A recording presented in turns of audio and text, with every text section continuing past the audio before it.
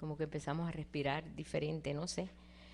Siempre nos llenamos de ese gozo cuando podemos juntos adorar al Señor. No importa que hoy ya vemos un poquito aquí, ¿verdad? Por el frío, pero nos unimos a todos esos hermanos que están a través de otros países de internet, que a lo mejor están pasando tremendo calor y nosotros aquí tremendo frío. Pero así es, en todos y por todo, pues cada uno pasando lo que tiene que pasar y desarrollando lo que hay que desarrollar y venciendo lo que tenemos que vencer. Hoy yo meditaba en una cosa y le decía a Pablo, qué tremendo que el pueblo de Israel natural vivió un limbo. ¿Sabe lo que es el limbo? Algo de que nada, estar en el aire. 2000 años. Tuvieron 2000 años sin nación, 2000 años regados por todo el mundo, porque no tenían país estable, no tenían nación. Aunque eran pueblo, pues se consideraba un pueblo privilegiado y bendecido. Y se regaron por todo el mundo. Y hace 2000 años, en el año mayo de 46, vinieron a ser nación. No me vino a la mente que nosotros como pueblo de Dios, el pueblo de Dios ha estado viviendo unos 2000 años de limbo, en el sentido de que se ha vivido 2 años de cristianismo, pero sin mucho entendimiento, o sea que sin mucha revelación, sin ninguna revelación, y estamos entrando en una etapa muy hermosa, que ojalá que nos demos cuenta de esa etapa que estamos entrando, todos estamos entrando en esa etapa. Así como ellos entraron en esa etapa después de 2000 años y tuvieron que empezar a buscar las bases y empezar a ver los valores que había en ellos, porque no es fácil vivir 2000 años en el limbo, o sea, sin tener una nación y decir, bueno, pues yo estoy aquí, pero no soy de aquí. Estoy aquí, pero no soy de aquí, porque no tengo dónde poner mis raíces, porque no existe una nación donde yo pertenezca, aunque sí pertenezco, pero está ocupada.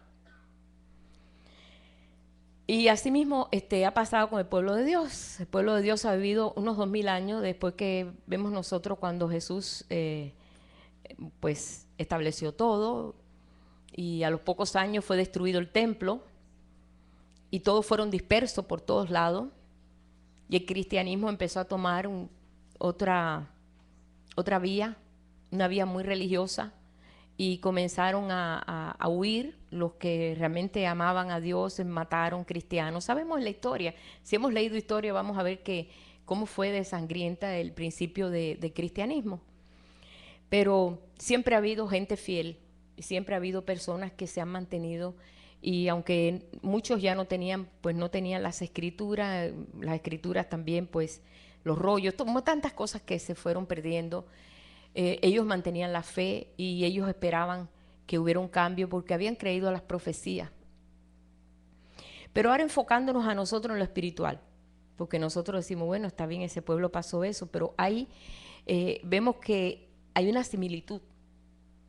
Y yo quisiera que esto lo entendieran, como yo lo estaba entendiendo, y yo decía, bueno, ahora me doy cuenta de una cosa, así como ellos vivieron esos 2000 años atados a las costumbres y a las cosas de los pueblos donde estaban, porque fueron regados por el mundo entero y pasaron lo que pasaron, ¿verdad? Que sabemos cómo murieron 6 millones de judíos ahí en Alemania, cómo los mataron, cómo los exterminaron, cómo destruyeron a todo aquello para destruir todo lo que había en ellos, ¿no? Pero claro, no pudieron porque Dios no lo permitió tampoco. Y Dios les dio a ellos la garantía de que en lo natural ellos volverían a la tierra. Pero a nosotros, que somos una Israel espiritual, estamos entendiendo también la misma cosa, pero en lo espiritual. Así como ellos fueron restaurados y fueron otra vez llevados a la tierra y han levantado una tremenda nación, pequeña, pero una nación poderosa, ¿eh? El Señor está haciendo lo mismo con un remanente, está haciendo lo mismo con su pueblo. Y nos ha dado ahora en este tiempo que nos ha tocado vivir estos últimos años un entendimiento más alto de lo que entendían nuestros antepasados cristianos sobre lo que era el cristianismo y los planes de Dios. No entendíamos los planes de Dios, ¿verdad que no lo entendíamos? Entendíamos que Dios estaba en el cielo y nosotros aquí en la tierra y que Dios pues tenía un lugar para cuando nos muriéramos, ¿no? Y que Dios nos guardaría y que bueno, y si Dios quiere y si Dios no quiere. Pero no teníamos conocimiento de este Dios tan grande. No lo teníamos. Yo nunca conocí a nadie que lo tenía, ¿verdad?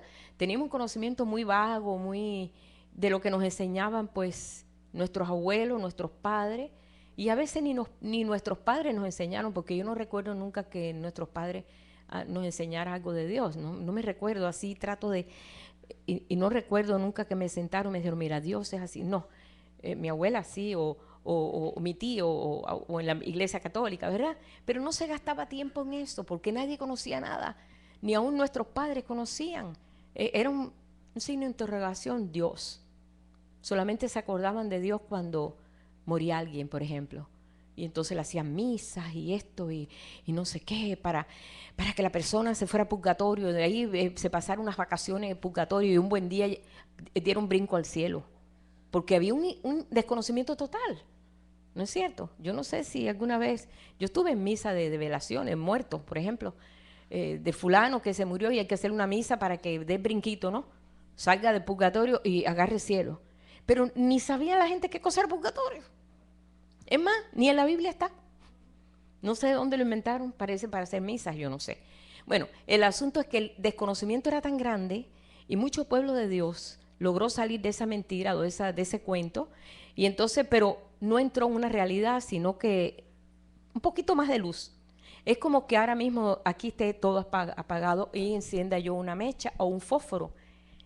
Hay un poquito de luz, pero es diferente a que yo haga chic. Ah, pues ya ahora sí veo todo.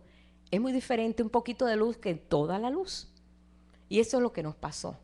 Alguien nos dio un poquito de luz y nos pareció a nosotros que ya veíamos todo, pero no lo estábamos viendo todo.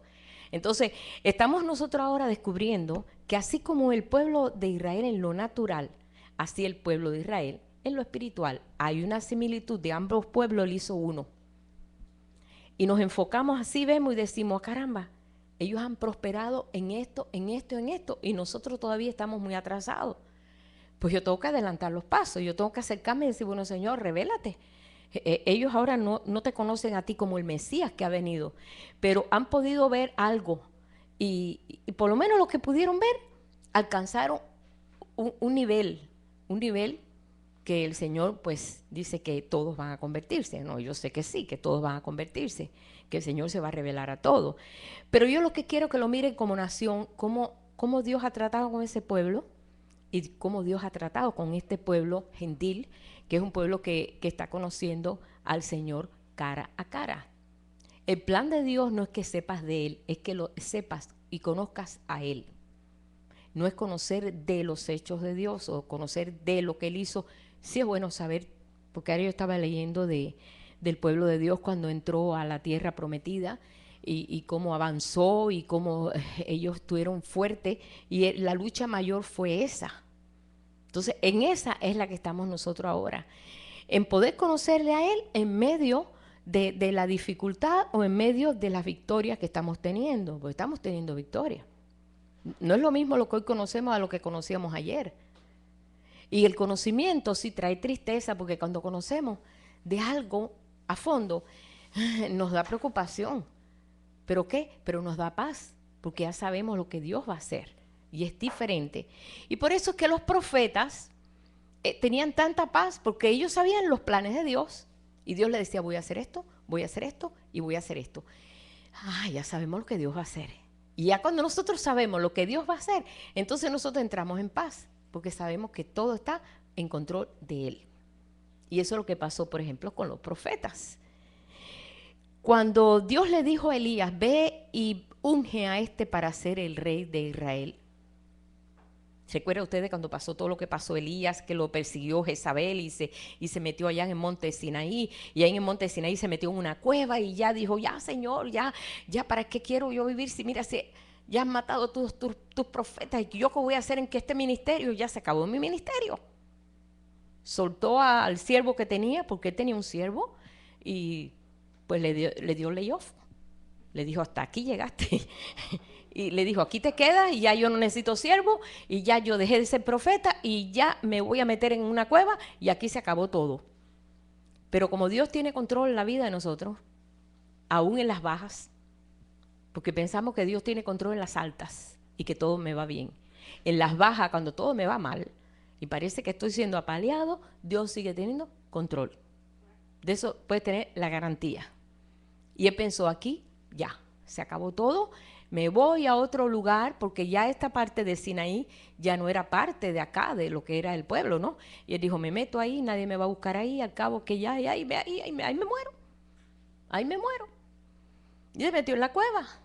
Y nosotros sabemos en la historia cómo de ahí, de llegar a ese punto, como el canto que estábamos cantando, lo quise cantar por eso, que dice, dame tu vida, solo quiero vivir para ti, necesito morir. Él necesitaba morir en ciertas áreas en ella, en él. Y eso murió allí en esa cueva. Entonces fue cuando Dios le dijo, no, ¿sabes qué? No, hay mira 7,000 mejores que tú, que tengo preparado. Y ahora tú vas a salir de ahí y tú vas a poner las cosas en orden. Pero fue en la autoridad de Dios que él bajó del monte ya con la seguridad de que Jezabel no le iba a tocar un cabello de su cabeza. Y efectivamente Jezabel, sabemos la historia, que se la comieron los perros. La tumbaron de la ventana donde estaba así mirando, tú sabes, con los ojos pintados así para atraer a aquel que venía, ¿no? A buscarla, que sabía lo que iba. Cayó y los perros se la comieron. Pero él sabía cómo iba a ser el fin de Jezabel, porque se había profetizado, los perros comerán y lamerán la sangre de Jezabel. Y él salió con la seguridad, Dios le reveló todo lo que iba a hacer, tú no te preocupes, tú vas a salir ahora y tú vas a ungir a lo que tienes que ungir. Y entonces empezó ungiendo a Eliseo, el que le iba a tomar el lugar de él, que iba a ser un siervo para él por poquitos años. Y después cuando fue a ungir al rey de Israel, al próximo rey, él empezó a llorar. Él lo fue a ungir. Pero cuando fue a ungirlo, Dios le reveló todo lo que ese rey iba a hacer contra el pueblo, que iba a ser malo, malo, malo, malo. Era para haberle dicho, Dios, ¿cómo yo voy a ungir a este hombre si este hombre le va a hacer daño al pueblo? Pero le dijo, ¿por qué lloras? Le dijo, porque sé lo malo que vas a hacer con el pueblo. Pero te tengo que ungir, Dios me mandó a hacerlo. Dios mandó a ese hombre para que pusiera en orden a un pueblo rebelde. Un pueblo que prefería mejor a Baal, un pueblo que le interesaba más sus propios intereses. Pero tenía que buscar a alguien así. Y este dijo, ¿cómo yo voy a hacerle eso al pueblo? Dios me lo está mostrando, pero te tengo que ungir, tú vas a ser el rey de Israel. Y después fue y ungió al rey de Siria también. Y después de eso vemos que ya él se fue a descansar, porque Dios tuvo control completamente y Dios le reveló todas las cosas. Entonces, Dios está buscando un pueblo ahora que entienda todas las cosas, porque a veces no entendemos por qué las cosas nos pasan, o por qué las cosas son, o por qué las cosas ocurren así. Y miles de gente, bueno, pues nos preguntan a veces, bueno, ¿y por qué esto? Bueno, ¿y por qué esto? ¿Y por qué Dios permitió esto? ¿Por qué Dios permitió aquello? Hay cosas que nosotros no tenemos respuesta, pero Dios tiene respuesta. Y Dios sabe las cosas, y Dios sabe las cosas que van a ocurrir. Y todo esto nos está garantizando poder caminar con una confianza segura. El pasar el Jordán para nosotros es un paso muy importante. Nosotros decimos, bueno, ya estamos en el desierto, hemos aprendido que el Señor es el pan de vida, porque ahí aprendimos a comer el maná. Sabemos que el Señor es el agua de vida, porque ahí vimos que salió agua de la roca. Hemos aprendido muchas cosas en el desierto, hemos tenido tremendas enseñanzas en el desierto. Hemos visto que la gracia de Dios nos cubre aún en plena noche, en plena oscuridad y pleno frío que pasaba en el desierto, que se presentaba aquel fuego que cubría al pueblo y era la mejor calefacción que ellos podían tener, porque el desierto de noche es frío. Pero por el día se presentaba una nube espesa que les tapaba del sol. O sea que el Señor tenía hasta cuidado del día y tenía cuidado de la noche. Y ellos aprendieron a ver el cuidado de Dios tanto en las situaciones difíciles, cuando enfrentaron guerra ahí con Amalek, como se ganó una guerra por la fe, porque se le presentó ese pueblo, ellos no estaban ni preparados para una guerra ahí en pleno desierto, pero aprendieron que a través de la fe se ganaba esa guerra, porque cuando levantaban las manos de Moisés, el pueblo ganaba, pero cuando se bajaban las manos de Moisés, el pueblo perdía. Entonces ellos descubrieron que la batalla se gana por fe. Todo eso se aprende en el desierto. Todo eso, ¿verdad que nosotros lo hemos aprendido en el desierto? Sí, que las batallas se ganan por fe. Que el que pelea nuestras batallas es el Señor. Todos hemos sido entrenados en esa área, de que Él es el agua de vida, de que Él es el pan que yo tengo que comer para nutrirme, para poder pasar este tiempo y todo lo que hemos estado viviendo. Pero ¿qué cuando nosotros nos enfrentamos ya al Jordán? Cuando ya nos enfrentamos al Jordán, comienza a haber una lucha diferente. Que no sé si se han dado cuenta que han empezado en esa lucha, algunos sí, otros no. Cuando ellos estaban cerca del paso del Jordán, pues ellos tenían que estar conscientes que tenían que pasar un río muy revuelto. Un río, como dice, que se desborda por fuera. Ellos sabían que tenían que pasar ese río porque si no lo pasaban no podían cruzar a la tierra prometida. La tierra prometida está del otro lado del Jordán. Pero el Jordán quiere decir muerte. El Jordán quiere decir, y lo que se traduce con el nombre de Jordán es muerte. Por esa razón, cuando Jesús vino y comenzó su ministerio, Él fue directo a Jordán. Él fue a la orilla de Jordán y se metió al Jordán. Porque tenía que presentar una muerte para comenzar un ministerio donde la vida del Padre fuera la vida que se iba a ver ahí, no la vida de Él. Entonces Él tenía que pasar por el Jordán y ser introducido en las aguas de Jordán y comenzar ahí, de ahí en adelante comenzó su ministerio, no antes. No se habla nada de lo que Jesús hizo antes de entrar a Jordán. Solamente cuando fue a la sinagoga, estaba ahí en el templo, y ahí pues él hablaba con los ancianos de la ley, ¿no? Que conocían la ley de tapa a tapa, y él conocía más, y ellos se sorprendieron. Eso es el único incidente que vemos de la edad de Jesús de 12 años. Pero no se conocen milagros, no se conoce nada, solamente que crecía en sabiduría delante de Dios y en gracia delante de Dios y delante de los hombres, pero no se conocía más nada. De ahí en adelante es que se comenzó a ver el poder de Él y todas las obras que Él hacía. Cuando el pueblo de Dios pasó el Jordán, yo quiero que vayamos allá a Josué un momentito, capítulo 3.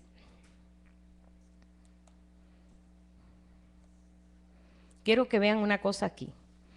Dice, Josué se levantó de mañana, él y todos los hijos de Israel partieron de Sitín y vinieron hasta el Jordán y reposaron allí antes de pasarlo. Y allí reposaron 3 días y entonces los oficiales recorrieron el campamento. Mandaron al pueblo diciendo, cuando veáis el arca del pacto de Jehová vuestro Dios y los levitas sacerdotes que la llevan, vosotros saldréis de vuestro lugar y marcharéis en pos de ella. Ellos tenían que entrar al Jordán o entrar a la tierra prometida siguiendo la huella del arca del pacto. El arca del pacto, háganse la idea, que es la presencia de Dios, y es así, que es el Señor mismo. Él es el arca. Él es el lugar más íntimo en Dios. Él es esa cajita de madera forrada en oro que se cargó en todo el peregrinaje en el desierto, donde adentro sabemos que habían 3 testimonios, que era la vara de Aarón, una muestra del maná y las tablas de la ley. Estaban adentro de aquella cajita. Y no es en sí decir, mira, habían 3 cosas que no valían mucho, no, eran 3 testimonios tan importantes porque es el llamado, es el alimento que Dios les dio, que es el maná, y las tablas de la ley, que es la ley establecida por Dios. Y ellos tenían que llevar eso siempre en hombros, no podían llevarlo de otra manera. Pero esto era lo que ellos tenían que seguir, la presencia de Dios, es seguir la presencia de Dios. Esto representaba la presencia de Dios y la traían cubierta con un paño azul. No se podía ver. No podía y decir, mira, aquí va, como lo ponen a veces en las películas, que el arca está así toda descubierta. No, eso estaba cubierto, eso tenía que tener un velo alrededor que cubría aquella arca, porque no se podía ver. Ni aún, nosotros sabemos que aún el sumo sacerdote es el único que podía ver el arca así sin nada, una vez al año, nada más. Pero ellos cuando salían con el arca, dice, la cubrían con un paño. con un paño, y ellos llevaban esa arca. Pero el mandato era que no perdieran la vista del arca, porque ellos no sabían por dónde iban a pasar y se iban a perder. ¿Qué es lo que ha pasado con mucho pueblo de Dios? Cuando quitas la mirada de la presencia del Señor, ahí es donde viene el hombre a actuar. Y por eso el sistema religioso se ha hecho tan fuerte. Porque dice, es por aquí la presencia de Dios. La presencia de Dios es hacer así. La presencia de Dios es esto. Y no, no es eso. Dice, marcharéis en pos de ella a fin de que sepáis el camino por donde habéis de ir, por cuanto vosotros nunca habéis pasado antes de ahora por este camino, pero entre vosotros y ella haya una distancia de 2000 codos, no os acerquéis a ella. Ah, qué casualidad, aquí vamos a ver los 2000. Yo veo aquí también los 2000 años, que los 2000 codos. No podía estar más cerca de 2000 codos. Bueno, un codo, sabemos que es desde este dedo hasta aquí. Es como un pie y medio. Así que alguien se puede sacar cuenta. Es como un pie, un codo es como un pie y medio. Es del dedo este del medio hasta el codo. Eso es la medida de un codo que ellos medían. Ellos no podían acercarse ni un poquito más, pero ellos no podían perder la vista del arca. Como una distancia bastante lejito, 2000 codos. No está tan cerquita, pero se podía ver con sus ojos.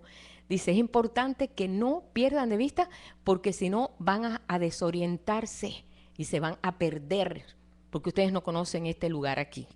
Entonces ellos tenían que tener la mirada fija en el arca para no perderse, porque del otro lado de allá del Jordán había muchos enemigos. O sea que ellos tenían que estar juntos. Como dice, trabajamos en equipo. Tenemos que aprender a trabajar en equipo, o sea que unidos como un cuerpo. Por eso el Señor cuando habla del pueblo, habla de cuerpo. Es un pueblo, es un cuerpo. Y Josué le dijo al pueblo, santificaos porque Jehová hará mañana maravillas entre vosotros. Y habló Josué a los sacerdotes diciendo, tomad el arca del pacto y pasad delante del pueblo. Y ellos tomaron el arca del pacto y fueron delante del pueblo. Entonces Jehová dijo a Josué, desde este día comenzaré a engrandecerte delante de los ojos de todo Israel, para que entiendan que así como estuve con Moisés, así estaré contigo.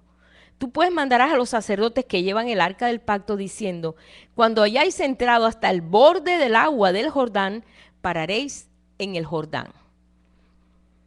Y Josué dijo a los hijos de Israel, acercaos y escuchad las palabras de Jehová vuestro Dios. Y aún añadió diciendo, en esto conoceréis que el Dios viviente está en medio de vosotros, que Él echará de delante de vosotros al cananeo, al eteo, al heveo, al fereceo, al jerjeseo, al amorreo y al jebuseo. Eran 7 grandes naciones que habitaban en toda esa zona de allí de lo que podemos decir la tierra prometida. He aquí el arca del pacto del Señor de toda la tierra pasará delante de vosotros en medio del Jordán. Así vimos a Jesús, el arca que él verá que se metió ahí en Jordán y llegó caminando hacia donde estaba Juan el Bautista. Y Juan el Bautista lo vio y supo que era el arca, que era Jesús, que era el Cordero de Dios que quitaba el pecado del mundo. Porque lo estaba esperando, estaba sabiendo. ¿Dios le reveló? Sí, yo creo que Dios le reveló a Juan el Bautista, a quien tú veas el Espíritu de Dios descender sobre él, ese es el Mesías. Y él estaba esperando, cada vez que alguien llegaba ahí a ser introducido en las aguas de Jordán, él decía, ¿será el Mesías? Pero en este caso no tuvo ni que preguntarlo. Dijo que era Jesús que entró al Jordán. De la misma forma, ustedes recuerden, yo estoy dándole un paralelismo de Juan el Bautista con el Jordán muchos años antes. Recuerdan que cuando Juan el Bautista le dijo, no, ¿cómo tú me vienes a que yo te bautice? En todo caso, tú me tienes que bautizar a mí. Él le dijo, es necesario que cumpla toda justicia. Es necesario. ¿Por qué? Porque él estaba representando al hombre. Él estaba representando a su pueblo. Él sabía que teníamos que pasar por eso. Teníamos que pasar por el Jordán. Tenemos que pasar por esa muerte. Es morir al yo, no es morir de morirse. No está hablando de morir, esa muerte que tú te despides de un ser querido, sino de la muerte que hablaba el apóstol Pablo, diciendo, ¿recuerdan que dice? Con Cristo estoy juntamente crucificado y ya no vivo yo, más vive Cristo en mí. Y él estaba vivo, estaba bien vivo. Estaba hablando de esa muerte al yo. Tomad pues ahora 12 hombres de las tribus de Israel, uno de cada tribu, cuando las plantas de los pies de los sacerdotes que llevan el arca de Jehová, Señor de toda la tierra, se asienten en las aguas de Jordán, se dividirán porque las aguas que vienen de arriba se detendrán en un montón. Aconteció cuando partió el pueblo de sus tiendas para pasar el Jordán con los sacerdotes delante del pueblo llevando el arca del pacto, cuando los que llevaban el arca entraron en Jordán y los pies de los sacerdotes que llevaban el arca fueron mojados a la orilla del agua, porque el Jordán suele desbordarse por todas sus orillas todo el tiempo de la siega. Las aguas que venían de arriba se detuvieron como un montón bien lejos de la ciudad de Adán, que está al lado de Zaretán, y las que descendían del mar de Arabá al mar salado se acabaron y fueron divididas, y el pueblo pasó en dirección de Jericó. Mas los sacerdotes que llevaban el arca del pacto de Jehová estuvieron en seco, firmes, en medio del Jordán, hasta que todo el pueblo hubo acabado de pasar el Jordán, y todo Israel pasó en seco. Eso lo podemos leer así de carretilla, así, pero tú te imaginas que tú te veas frente a ese Jordán y tú vas con un tesoro, porque el tesoro era el arca, era el tesoro. Para ellos era la presencia de Dios. Ellos tenían que por fe dar el paso. Y es lo que a veces nos pasa a nosotros, que por fe, como la fe está débil, no damos el paso. Ellos tenían que por fe, porque dice, cuando tú pongas el pie en el agua del Jordán, se va a abrir. Pero tienes tú que hacerlo, tener tú la iniciativa. En el cristianismo siempre nosotros tenemos la iniciativa, hermano. El Señor nos secunda. El Señor lo hizo todo, como dice ya, consumado es. Pero nosotros tenemos la iniciativa de decir, sí, Señor, yo voy a ti. Como dice, yo estoy a la puerta, pero si tú abres, yo entraré. Pero tú tienes que abrir. Yo tengo la iniciativa, yo soy. Dios me ha dado a mí, no nos ha hecho en nosotros títeres o marionetas, que hay que hacer esto, no, o sea que nosotros tenemos la iniciativa de decir, sí, Señor, yo quiero, yo lo hago, yo voy. Entonces, estos sacerdotes tienen que ser muy valientes para hacer lo que hicieron, porque se tenía que ver fe en ellos. Y cuando habla de los sacerdotes en el Antiguo Testamento, está hablando de un remanente, de un pueblo, como dice, de reyes y sacerdotes, que habla en Apocalipsis. Y nos hizo reyes y sacerdotes para Dios, que eran los que tenían el peso del pueblo y del todo el trabajo del pueblo, y que el pueblo creyera y que el pueblo respetara a Dios. Ese era el trabajo del sacerdote, y que se respetara a Dios sobre todas las cosas. Y ellos presentaban una imagen muy distorsionada, no, muy verdadera de lo que era realmente el buscarnos nosotros a Dios a través de la forma y la influencia que ellos podían tener sobre el pueblo. Desgraciadamente así no ha pasado, pues así lo vemos nosotros en el sentido de que ha habido muy poca orientación en eso. Ahora mismo que estamos viendo tantos sacerdotes que están haciendo tantas cosas, ¿verdad? Contra los niños y tantas cosas que oímos ahora que decimos, Dios mío, ¿qué está pasando? Pero es que Dios tiene que ver lo legítimo en su pueblo y nos está purificando, está sacando a luz todo a flote, porque Dios quiere algo verdadero. No algo algo que parezca, sino algo que sea. Entonces estos sacerdotes, para mí, mi respeto, tremendo sacerdote. Ellos alcanzaron aquella cosa que pesaba no sé cuántas toneladas, lo que había pesado, eso había pesado tremendo, porque aquello era pura madera forrada en oro. Oye, si tú tienes un anillo que sea un poquito de oro y pesa, ahora imagínate una caja en oro puro. Pero lo más interesante en eso es que ellos tuvieron que estar parados en medio de esa muerte hasta que todos aquellos pasaron. ¿Cuántos se demoraron? No sé, porque eran bastantes. Ellos tenían que estar parados en fe, ellos tenían que estar parados ahí en amor, en diligencia, para que todos pasaran, porque la responsabilidad Dios se la había dado a ellos. Y es el pueblo que el Señor está levantando, un pueblo de remanente, un pueblo que tiene la responsabilidad que otros entren. O sea que seamos testigos. Siempre te habla de los testigos, de aquellos que... Y es un pueblo muy probado, que ha pasado por mucho. Y de eso estamos nosotros seguros. Cuando toda la gente hubo acabado de pasar el Jordán, Jehová también le habló diciendo, tomad del pueblo 12 hombres, uno de cada tribu, y díganle tomad de aquí, de en medio del Jordán, del lugar donde están firmes los pies de los sacerdotes, 12 piedras, las cuales pasaréis con vosotros y levantadlas en el lugar donde habéis de pasar la noche. Ellos tuvieron que volver 12 de las tribus a recoger 12 piedras donde estaban los pies de los sacerdotes para hacerlo como un memorial, para que todos entendieran de que lo que había pasado. Dice, y qué interesante, porque aquí vemos que ellos pasaron con todo aquello. Y les dijo Josué, pasad delante del arca de Jehová, vuestro Dios, a la mitad de Jordán, y cada uno de vosotros tome una piedra sobre su hombro, conforme al número de las tribus de los hijos de Israel. Y eran 12 piedras, para que esto sea una señal entre vosotros, y cuando vuestros hijos preguntaren a sus padres diciendo, ¿qué significa estas piedras? Ustedes les responderán que las aguas del Jordán fueron divididas delante del arca del pacto de Jehová. Cuando ella pasó el Jordán, las aguas del Jordán se dividieron y estas piedras servirán de monumento conmemorativo a los hijos de Israel para siempre. Esa piedra era para un recordatorio siempre de lo que Dios había hecho, pero todavía el Señor la puso un poquito más difícil. Le dijo, bueno, ahora vamos a hacer otra cosa. Josué también, en verso 9, levantó 12 piedras, pero en medio del Jordán. Esas son las piedras que nosotros estamos buscando. Levantó 12 piedras en medio del Jordán, dice, en donde estuvieron los pies de los sacerdotes que llevaban el arca del pacto, y ahí han estado hasta hoy. Cuando la Biblia te dice que algo ha estado hasta hoy, es que eso tiene una grande vivencia para este tiempo. Porque para poder nosotros descubrir esas piedras vivas, se tiene que abrir tu Jordán. Tienes que entrar en la realidad de que ya no vivo yo, mas vive Cristo en mí. Y eso es una de las partes que nosotros tenemos que descubrir en esas piedras que fueron puestas en medio de Jordán, donde volvió a cerrarse Jordán y aquellas piedras quedaron como un memorial. No sé si me entiende, pero no importa. Los hermanos que están por internet, yo sé que muchos me van a entender esto.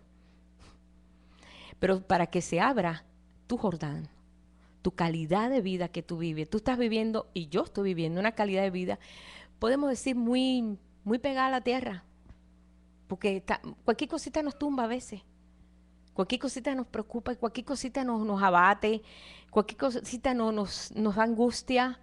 Cuando viene la angustia se cae todo, nos parece que el mundo se nos va abajo, tantas cosas que tenemos que pasar porque es parte del proyecto de Dios, porque todo es proyecto de Dios.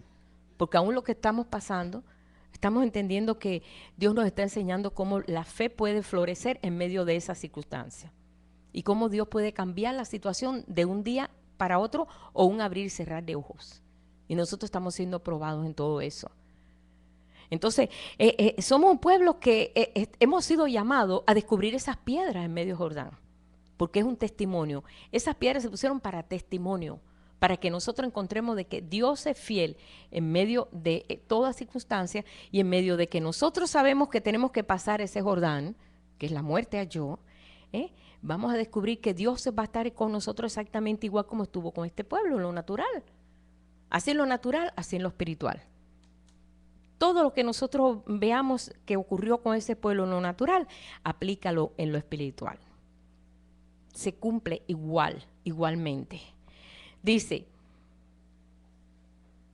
y los sacerdotes que llevaban el arca del pacto se pararon en medio de Jordán hasta que se hizo todo lo que Jehová había mandado a Josué que dijese al pueblo, conforme a todas las cosas que Moisés había mandado a Josué, y el pueblo se dio prisa y pasó. Y cuando todo el pueblo acabó de pasar, también pasó el arca de Jehová, que fueron los últimos que pasaron, y los sacerdotes en presencia del pueblo. Y entonces después, dice en el verso 18, que cuando los sacerdotes que llevaban el arca del pacto de Jehová subieron de en medio del Jordán, las plantas de los pies de los sacerdotes estuvieron en lugar seco, las aguas del Jordán se volvieron a su lugar, corriendo como antes sobre todos sus bordes. Se volvió a cubrir. Solamente se abre. Y si nosotros vamos a la historia, vamos a ver que Jordán se abrió varias veces. ¿Recuerdan ustedes cuando Elías cogió el manto y abrió el Jordán con el manto? ¿Recuerdan? El manto era lo que lo caracterizaba a él en su ministerio de profeta. Y él agarró el manto y golpeó las aguas y se abrieron y él pasó, porque para poder pasar al otro lado tenía que pasar. Ahí no había un puente, no existía puente en Jordán, ni yo no sé si habrá ahora, no sé, pero que yo creo, no sé, pero no había puente. Y después Eliseo hizo lo mismo y dijo, ¿quién es el Dios de Elías? Que se abre este Jordán. Y agarró el manto de Elías y lo abrió, y también se volvió a abrir el Jordán. O sea que nosotros vemos que, miren el símbolo, tiene que ver con el deseo en ti de que se abra ese nivel de vida que nosotros a veces estamos viviendo muy egoístamente en nosotros mismos. ¿Tenemos que vivir? Sí, tenemos que vivir. ¿Tenemos que enfrentar? Sí, tenemos que enfrentar. Pero descubriendo esto, que no es la vida solamente lo que estamos viviendo aquí en lo natural, sino que hay un llamado en nosotros. Y ese llamado es que seamos igual a Él, como Él. Y para eso tenemos que morir. Porque así como dice, así como todos los hombres tuvieron que morir, Él murió, Jesús murió para traer la vida. Y hoy nosotros tenemos la vida. Pero tenemos que pasar por este nivel de decir, bueno, Señor, ya no más yo, tú. Entonces ahí es donde comienza a abrirte tu Jordán, donde tú encuentras esas piedras de testimonio, decir, caramba, qué bendición, si ahí están hasta hoy. Dios no ha cambiado su manera de pensar, ni porque ya estamos en otro tiempo, porque estamos en el siglo XXI. Para Dios el tiempo es nada, para Él un día es 1000 años. Y 1000 años un día. Dios no le importa el tiempo ni nada. Todo está en control de Él. Todo lo tiene en control. Entonces nos toca a nosotros, aquellos que llevamos el arca. ¿Quiénes son los que llevan el arca? Los que tienen la responsabilidad del pueblo. Hay personas que dicen, yo siento esa carga por el pueblo. Siento que el pueblo de Dios no está entrando en tienes un corazón sacerdotal. Pero hay otro que dice, pues yo no entiendo nada. Pues tiene un corazón de parte del pueblo. No quiere decir que eres menos para nada, sino que el sacerdote es el que tiene toda la responsabilidad. Por eso cuando habla del hijo varón, está hablando de un pueblo, un cuerpo sacerdotal que encontramos en Apocalipsis, que son los dos testigos. Uno es Jesucristo y el otro es el otro olivo, el otro que está ahí entendiendo todo como testigo de todas las cosas que se puedan hacer con la responsabilidad. Y estos son los que están parados en medio Jordán, para que todo el pueblo pase. Cada vez que tú compartes esta verdad con pueblo, tú eres sacerdote. Cuando tú tienes dolor por los hermanos que están allá, que Dios mío, ¿cómo van a saber de estas cosas, Señor? Compártele un poquito, aunque sea, ábrele el deseo de conocer algo, un poquito más allá de lo que saben. Que la vida en Cristo no es solamente aprender los 10 mandamientos, punto y ya, sino que hay algo más. Que hay una presencia de Dios constante sobre ti, en ti, pero que tú quizás ni cuenta te das. Cuando nos pasa cualquier situación decimos, ay Dios mío, ¿qué hice? ¿Por qué lo hice? ¿Qué hice? Que si no lo hubiera hecho, si esto, si lo... Y pensamos a veces tantas cosas, acusándonos a nosotros mismos, pero aún en medio de eso, el Señor nos está enseñando. Estamos en la escuela de Dios. Somos sacerdotes, somos reyes. Los reyes tienen que aprender. Los reyes tienen una disciplina tan severa, tan estricta. Para ser reyes no es fácil. Ellos tienen que pasar por una clase de disciplina increíble, que no todos tienen la capacidad.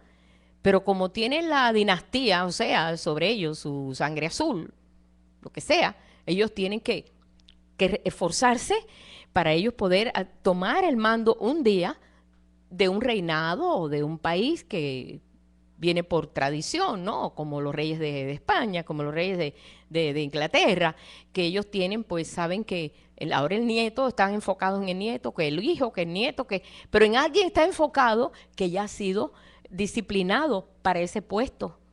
Entonces, estamos nosotros aprendiendo eso también. Estamos nosotros en esa etapa ahorita de aprender.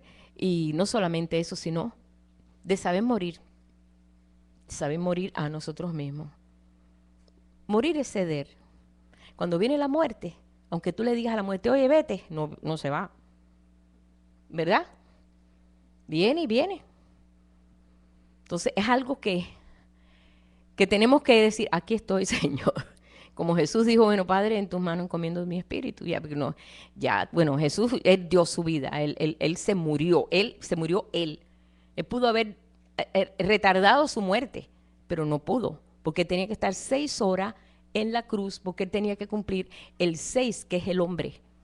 El hombre fue creado el día 6 y él tenía que representar al hombre hasta en la tipología del número. Y estuvo 6 horas exactas en la cruz. Resistió esas 6 horas porque tenía que acabar completamente con ese hombre viejo. ¿Y cómo tenía? Pues tenía que cumplir todos los patrones que Dios le había establecido. Y a las 6 horas dijo, Padre, en tus manos encomiendo mi espíritu. Y lo gritó, dice que gritó, y las piedras se partieron. Y vino un terremoto. En el momento que él entrega su espíritu, hay una conmoción.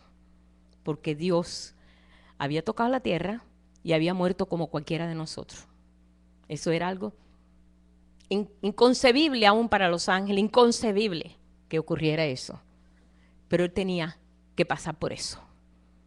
Ahora nosotros ya no tenemos que pasar por eso, por supuesto, nosotros ya no tenemos, porque ya él dejó clavado ahí todo esto que había sido dado, puesto para nosotros. Dice, él dejó clavadas todas nuestras enemistades, él dejó allí clavado todas aquellas cosas y todo lo que se había escrito contra nosotros, ahí quedaron clavadas para que comenzara una vida nueva. Y esa es la vida nueva que el Señor nos está concediendo a todos nosotros. Todo eso es lo que nos ha concedido. Pero desgraciadamente el pueblo de Dios ha estado tan envuelto en sí mismo, envuelto políticamente. Cuántas cosas nosotros a veces estamos tan envueltos en tantas cosas que no nos damos cuenta de que somos seres espirituales, somos seres que no solamente somos naturales, que nuestra vida llega un día a un término. Mucha gente no piensa que va a llegar a un término. Es más, nadie se prepara para morirse, ¿sabe? Todo el mundo dice, ay, pero fulano se murió. ¿Pero cómo? ¿Cómo? Si todo el mundo se muere. ¿Por qué nos sorprendemos? ¿Verdad que nos sorprendemos siempre? Cada vez que me entero, se murió. ¡Ay! Y nos quedamos en shock. ¿Por qué? ¿Pero cómo? ¿Nada más que hay que estar vivo? Sí, nada más que hay que estar vivo. Ese es el único requerimiento. Pero nosotros tenemos una vida más importante en este tiempo, que Dios nos ha dado aliento de vida y nos ha dado entendimiento para entender y entender y conocer a aquel que nos ha dado vida eterna, que nos ha dado muchas bendiciones y muchas promesas. Y entre ellos son todas aquellas cosas que espera de nosotros. El esperar de nosotros es que todas estas cosas se cumplan. Y por eso, gracias a Dios, nos ha dejado un legado tremendo, que sabemos que aquí encontramos nuestra historia, ¿verdad? Aquí encontramos nuestra historia. Antes era la historia de Josué, antes era la historia de Moisés, pero ahora es nuestra historia. Ahora decimos, Señor, ahí yo quiero estar. Yo quiero agarrar una de esas piedras. Yo quiero ser parte de ese sacerdocio. Yo quiero ser parte de aquellos que cargan el arca. Es más, yo quiero que vean el arca conmigo. Yo quiero identificarme con esa arca. Yo quiero ser parte de esto. Yo quiero ser parte de tu presencia. Y a esto es lo que el Señor nos está llamando. Por esa razón, los profetas y todos estos hombres de Dios morían con una sonrisa. Todos murieron en forma horrible. Sabemos en la historia que Pablo fue decapitado por Nerón, según dicen los historiadores. Que el otro fue decapitado, que el otro fue aserrado, como Santiago fue aserrado. Los aserraban. Horrible. Otros fueron comidos de leones. ¿Sí? Como leemos en Hebreos, que habla de, se llama el salón de la fe, el salón de los héroes. Muchos tuvieron que meterse en cuevas, pero para ellos el plan de Dios era tan importante más que su propia vida. Dice, y todos ellos alcanzaron una bendición tan grande, pero no lo van a alcanzar completamente hasta que nosotros podamos entrar igual que ellos. Que nosotros podamos entrar en el plan que tiene Dios. Un plan de un pueblo que dice, Señor, tú eres más importante en mi vida. Ellos están esperando eso.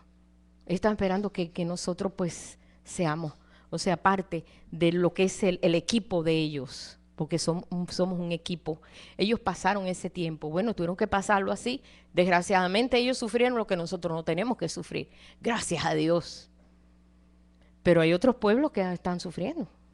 Nosotros no somos privilegiados. Pero lo que Dios demanda de nosotros es eso. Tú eres llamado a ser un sacerdote.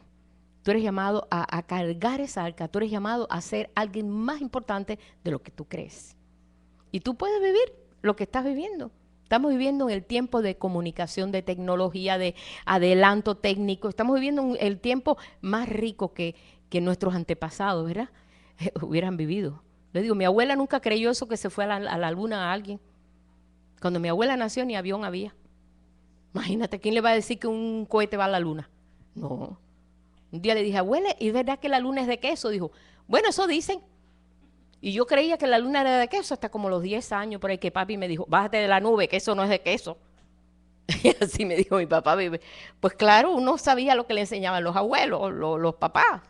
Mi papá dijo, ¿cómo va a ser de queso la luna? Tu abuela está jugando contigo. Yo creía que era de queso porque le veía huequitos. Y como los quesos que conocí en Cuba tenían huequitos que eran queso suizo, es más que yo veía.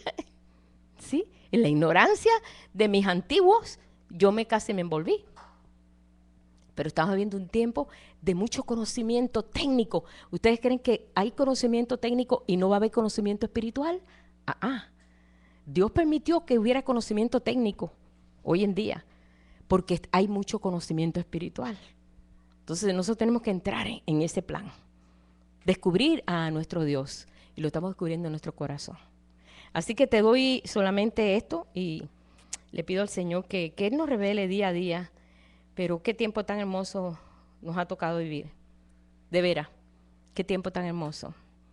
Yo llevo más de 50, ¿cuántos años? Ya ni sé cuántos años. De los 13 años estoy en la iglesia. Y nada de ir el domingo nada más. No, era el martes esto, el ensayo de coro, 16 años en el coro. Después dirigiendo el coro.